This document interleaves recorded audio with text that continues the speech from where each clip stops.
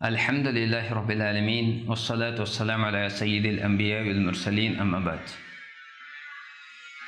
ناظرین کرام، السلام علیکم ورحمۃ اللہ وبرکاتہ۔ دروس رمضان میں آج ایک بار پھر سے آپ کا استقبال ہے۔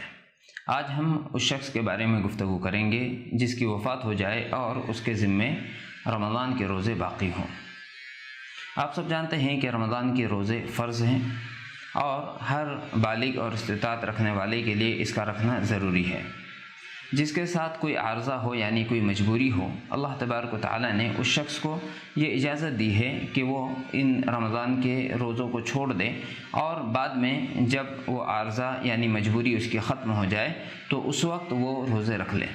کبھی ایسا ہوتا ہے کہ کوئی شخص بیمار تھا یا سفر میں تھا یا کوئی عورت حالت حمل میں تھی یا دودھ پلانے کے ایام اس کے تھے بچے کو، اور وہ روزہ نہیں رکھ سکے اور وفات پا گئے، تو ایسے لوگوں کے لیے کیا حکم ہے؟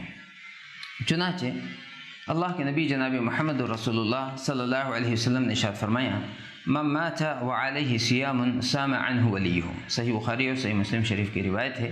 اللہ کے نبی صلی اللہ علیہ وسلم نے فرمایا کہ جو شخص مر جائے جبکہ اس کے اوپر روزے باقی تھے، ذمے تھے اس کے، تو اس کا ولی یعنی اس کا قریبی رشتہ دار اس کو رکھے۔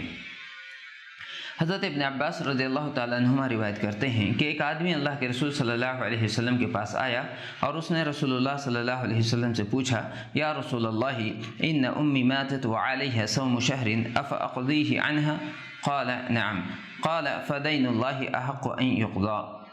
ایک آدمی نے آ کر اللہ کے نبی صلی اللہ علیہ وسلم سے پوچھا کہ اللہ کے رسول، میری والدہ وفات پا گئی ہے اور ان کے ذمے 1 مہینے کے روزے باقی تھے، تو کیا میں ان کی طرف سے وہ روزے رکھ لوں؟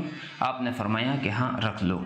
اللہ رب العالمین کا قرض اس بات کا زیادہ حقدار ہے کہ اسے ادا کیا جائے۔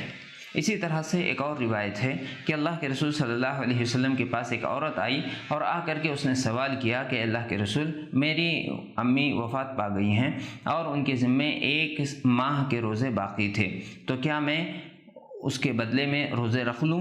آپ صلی اللہ علیہ وسلم نے ارشاد فرمایا، ارأیتی لو کان علی امکی دین اکنت قاضیتہ؟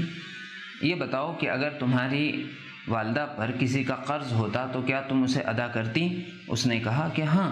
تو آپ نے فرمایا، اللہ رب العالمین کا قرض ہے، اسے ادا کرو۔ اللہ کا قرض اس بات کا زیادہ حق رکھتا ہے کہ اسے ادا کیا جائے، اسے وفا کیا جائے۔ یہ روایتیں ہمیں یہ بتلاتی ہے کہ جو شخص روزہ اس کے ذمے تھا اور سہولت ہونے کے بعد بھی اگر وہ روزہ نہیں رکھ پایا تو اس کے جو قریبی رشتہ دار ہیں ان کو اس کا روزہ رکھنا چاہیے۔ علماء نے یہ کہا ہے کہ یہاں پر ولی یعنی قریبی رشتہ دار کی بات اس لیے کی گئی ہے کہ عموماً کسی کا چھوٹا ہوا روزہ وہی رکھیں گے جو اس کے قریبی ہو، لیکن کوئی دوسرا شخص بھی اس کے بدلے روزہ رکھ لیتا ہے تو کوئی حرج کی بات نہیں ہے اور اس کی ادائیگی ہو جائے گی۔ ایک بات یہ ذہن نشین رہے کہ یہ اس شخص کے لیے ہے کہ جسے رمضان میں کوئی عارضہ لاحق تھا یعنی بیماری یا اسی طریقے سے سفر وغیرہ کی مجبوری تھی، عورت کے ساتھ وضع حمل یا دودھ پلانے کی مجبوری تھی، اس کے بعد اسے اتنا وقت ملا کہ وہ اس میں روزہ رکھ سکتے تھے لیکن روزہ نہیں رکھا، تو اس کی طرف سے یہ روزے رکھے جائیں گے۔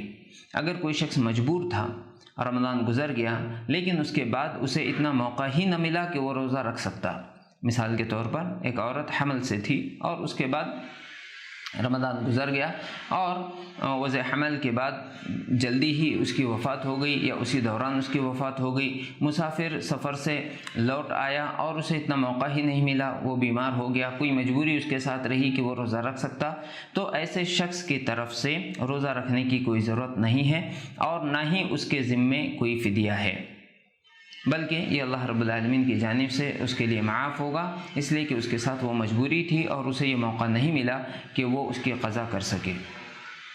واللہ اعلم بالصواب۔ اللہ رب العالمین ہمیں اپنا اطاعت گزار اور فرما بردار بنائے، آمین رب العالمین۔ السلام علیکم ورحمۃ اللہ وبرکاتہ۔